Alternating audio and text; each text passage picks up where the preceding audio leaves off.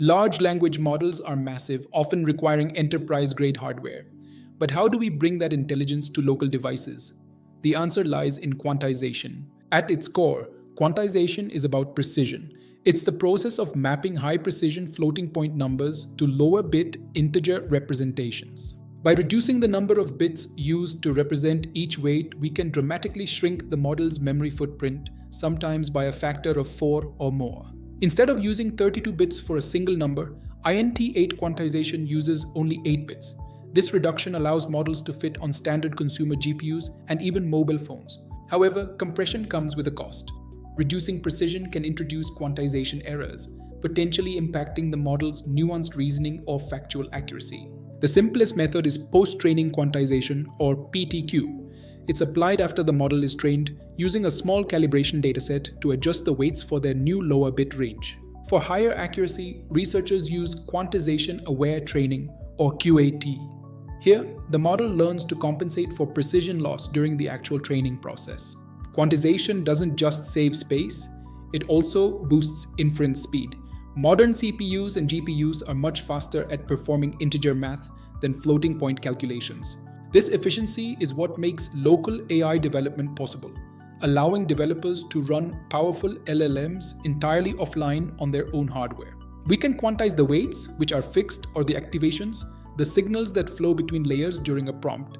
Dynamic quantization handles this in real time.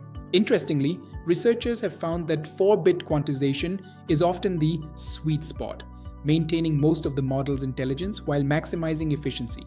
New formats like normal float 4 and techniques like double quantization are pushing the limits even further, squeezing even more performance out of every bit. For the tech entrepreneur, this means significantly lower infrastructure costs and the ability to deploy larger models on accessible GPU tiers.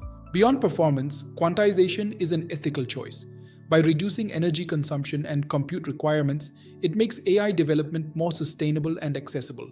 Proper preprocessing and weight normalization are essential to ensure the quantization process doesn't introduce unwanted bias or degrade specific capabilities. Ensuring that compressed models maintain their safety guardrails is a critical part of the optimization workflow for production-ready local AI.